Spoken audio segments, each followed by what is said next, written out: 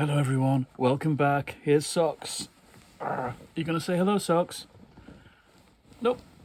He's been shouting because he couldn't get comfy. He's always shouting, aren't you, Socks? I realise he spends a lot of time shouting when he wants to get on my lap. When I've started work before he's there, he gets really affronted if I've begun and he's not settled. He thinks, or he knows, that for me to work properly, I need to have this particular cat on my lap, however uncomfortable that can sometimes be. He's part of the ritual.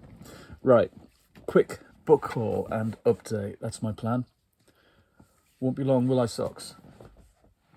Because I've got to get sorted out. I'm done for work. Done with work for the day. I wrote my chapter. I had a Zoom with my agent about this thriller, and I've returned to that manuscript and done final edits on the final chapters of that and delivered it again, and took some quite good news by email, very good news in fact, about a commission that I can't talk about yet, but something has been commissioned that I will write in the new year. I'll tell you about that later. And I've read a bit of a thing that I'm doing in collaboration with a friend and supplied some drawings for that as well. So it's been really busy today, which is good. We need to be busy and we need to be active and we need to be creative. That's the way to dispel the gloom of late autumn and the gloom of so many things. We have to create stuff and push the whole story forward. That's what I think. Yeah. And I'm fighting off germs, I think, as well. Jeremy has got this terrible cough, a terrible fluey, germy thing and a bad throat, and now it's a cough.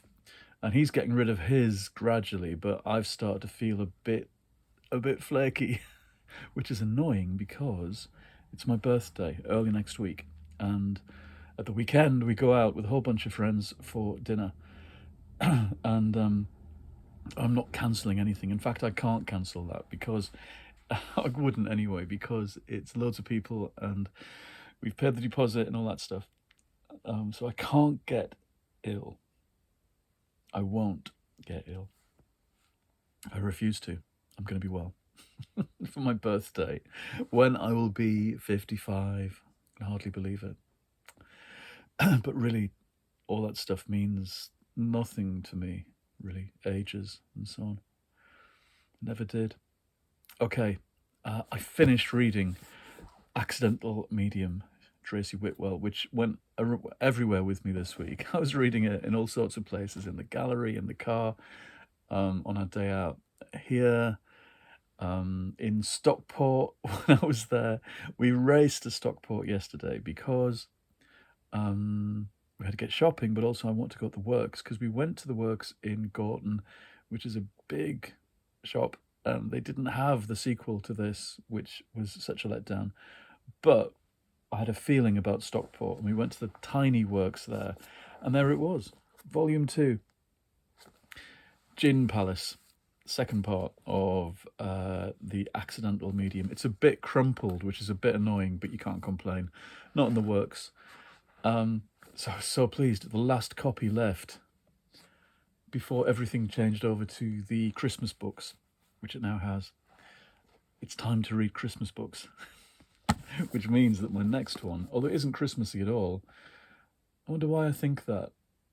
Coronation Street always is a bit Christmassy to me. It's number 6 in the Maggie Sullivan Coronation Street series, which is about 1953 in the Jubilee, which I started very late last night.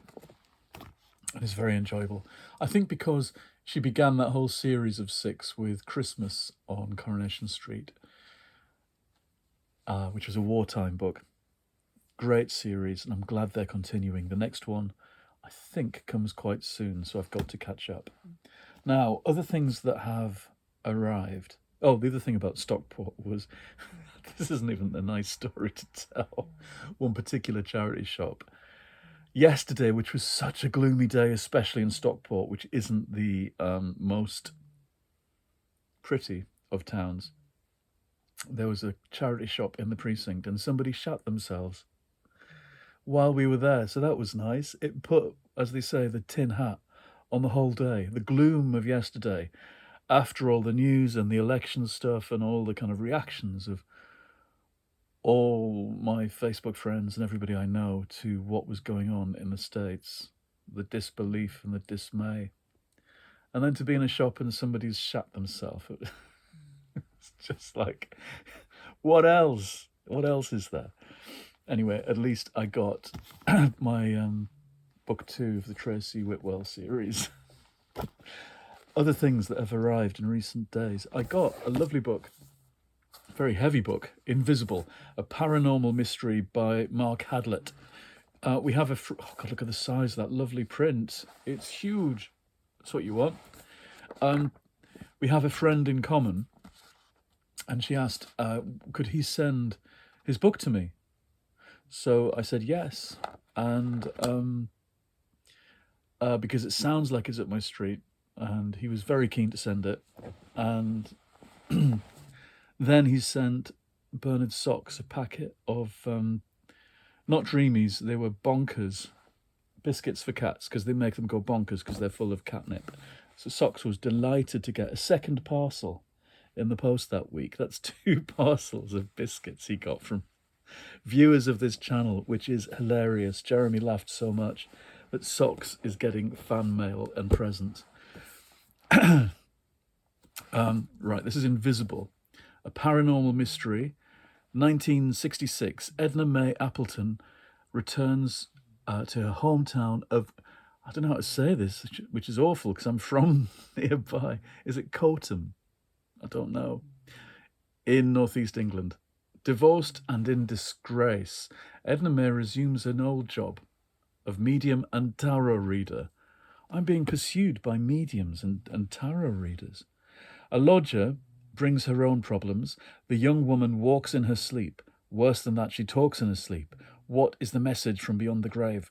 Can Edna Mae solve the problem before all hell breaks loose? Or someone goes mad, or someone dies? It sounds suitably melodramatic, so I shall give that a whirl. Thank you to Mark for sending this, and to and for the bonkers biscuits for Bernard Socks. He's very pleased. What else? When we went to Farsley in Yorkshire, as you saw in the previous video, we went to a really nice gallery which had this crazy exhibition of folkloric, totemic, green man magic, spooky stuff hanging about everywhere, and it was all delightful and strange and unexpected. And next to it was Truman's bookstore, an indie bookshop where they smiled at you when you went in, and they didn't kind of harass you or get in your way or anything like that. Or they weren't snooty and smug and pleased with themselves. I have this running thing, I know, about indie bookshops, and I keep saying it, that they have to be welcoming. It's like cafes. I know some very fancy cafes, and we've got some in Levy. Really nice ones, nice seeming ones, but they have zero atmosphere and you don't want to go there, and the staff aren't very friendly, and that's an immediate turn off. Other cafes, people just know how to welcome you in and not to hang over you too much, to be attentive enough. Bookshops are the same as cafes, I think. And without naming names, there are indie bookshops around Manchester that well, one of them's gone now anyway, one of them's changed hands, that were just so unfriendly to go into, unless you were spending lots of money, in which case they'd fawn all over you. Anyway, some of them just aren't friendly. Others are gorgeous, like Bobcat Books, for example, here in Levenshulme, which is our local and my favourite. And I will do a video there soon, I think. I'll go and visit and talk to Susie and Ian there, hopefully, so you can meet them. This place, Truman's in Farsley, was friendly and colourful, and their stock was interesting. And there was stuff I hadn't heard of that was new, like this range of weird fiction from Penguin, beautifully covered. Just the same old, 1920s, 30s spooky books, but covered in this lovely, almost psychedelic style. And other things like a new illustrated version of The War of the Worlds, which I'd heard of. I forget the fella's name. And a few science fiction things. And a Maggie O'Farrell kids book, which I didn't know about yet. Maggie O'Farrell I've read a bit of and I like. She was the tutor on an Arvon course in about 2003 when I was there as a reader on the Wednesday night. And she hadn't asked for me, neither had her co-tutor. I was just kind of programmed in, I think. And I turned up and she said, this is a long story, but she said, you kind of encouraged me back in 1998. She said, we met at a party at King's Cross and you encouraged me to write. I had no memory. When I looked back in my journals, which are very complete, as I've said before, there it was. I had been at a party, a friend of a friend, in this strange house, a flat near King's Cross. It was all kind of demolished buildings outside, and half the people were in drag as brides and things. And I was talking to a woman with lots of red hair and telling her about how she had to carry on and get her novel finished and all this stuff. And it turned out it was Maggie O'Farrell. So it just shows you have to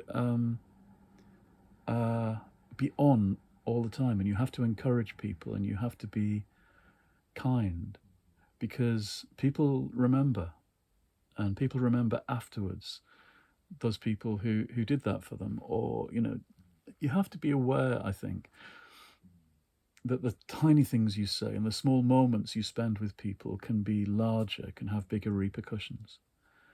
And that's a great example for me. And I'm glad I was nice to her, and I'm glad I was encouraging.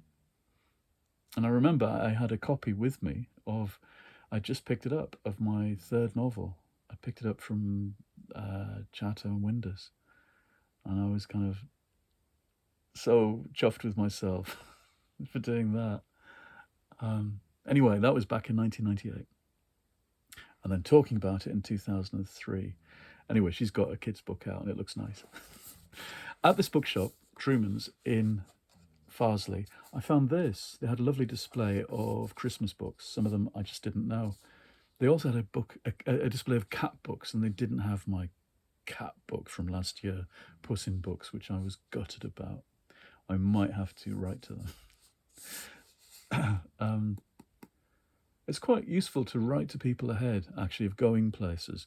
I've written to the Whitby bookshop in advance of our trip there next month, saying I'll sign whatever copies they've got of the Brenda books, just to make sure they've got them in when I get there. And they've been more than pleased to get that email in advance. Sometimes you hold yourself back being modest and don't ask people or don't tell people. Much better, I think, to do so. Although, as I've said before, I once went to a new bookshop in town in Manchester and a new indie bookshop, a queer bookshop, thinking they would be pleased to meet a local queer author. And I went in and I was so humiliated by the response. I can't even tell you. Anyway, this is A French Christmas, Festive Tales for a Joyeux Noël. Vintage books, which is a favourite. And these are stories 19th, 20th and 21st century by all sorts of people in translation, thank goodness. None of which I know, none of which I've read. And they're probably the equivalent of all the usual ones that you get. There's a lovely vintage book of Christmas stories, which I can't see on my shelf now. I've got my Christmas shelf sorted and I can't see that. And that's a lovely collection. I bought that in the Whitby bookshop in 2013, and I remember, because it's when there were floods and the whole of the ground level or the sea level of Whitby flooded and the electricity went off and all the shops were lit by candles, on this particular December Saturday afternoon and going into the glass-fronted bookshop on Church Lane in Whitby and finding everything lit by candles and then buying a book of Christmassy stories was one of the most magical bookshop experiences. Anyway, I hope this is good. I sat in the gallery and started reading the first one, but it isn't really time yet for Christmas reading. Not quite. Although my theory is November is quite a good time to read Christmassy things because it starts to get you into the right mood. Now, this is Patty Callahan, Once Upon a Wardrobe. I sent off for this lovely American edition, this floppy American edition. When I saw somebody talking about this, Morgan Long on YouTube, whose channel I really like, and she'd read this, I think I was going to read this for Christmas. And it's the... I'll read the back in a second, but that kind of floppy American thing makes me wish that all paperbacks in this country used the same kind of paper. Although I'm very off American things at the moment. I feel like boycotting America for a while. I really do. Anyway, this is Once Upon a Wardrobe. It's not really fair to boycott all of America and all of the things that come out of there. But forgive me for feeling a bit like that for a while. I'm sure they feel worse about themselves. Where did Narnia come from? The answer will change everything.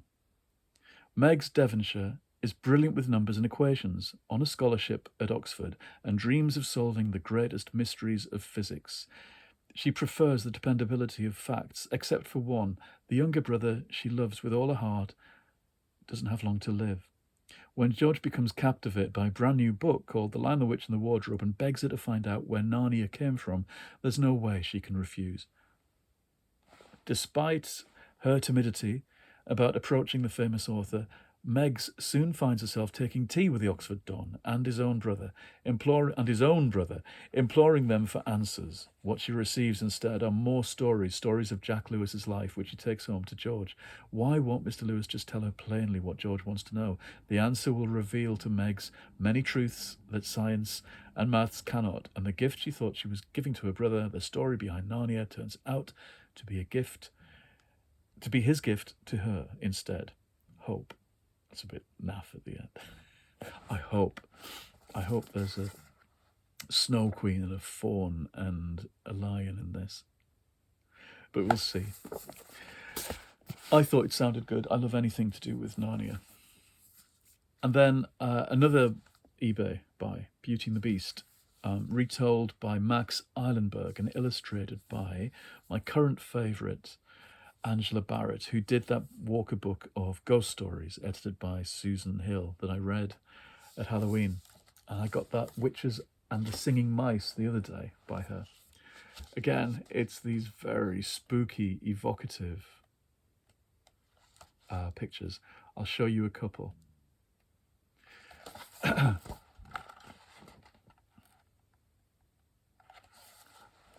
In widescreen. That's how it feels. Look at this, where the beast finds the old man, well, not the old man, the father, when he goes to pick the rose for his daughter, for Beauty, and the beast seizes him.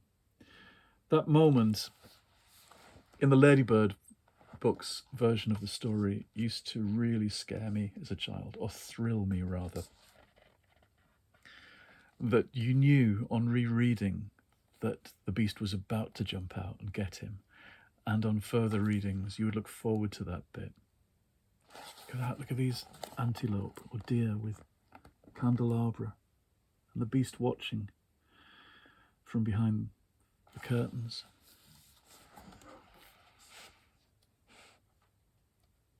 I'll show you a couple more. I think they're magical. I'd love to see these animated. I wonder if she has done animation. That'd be interesting to know.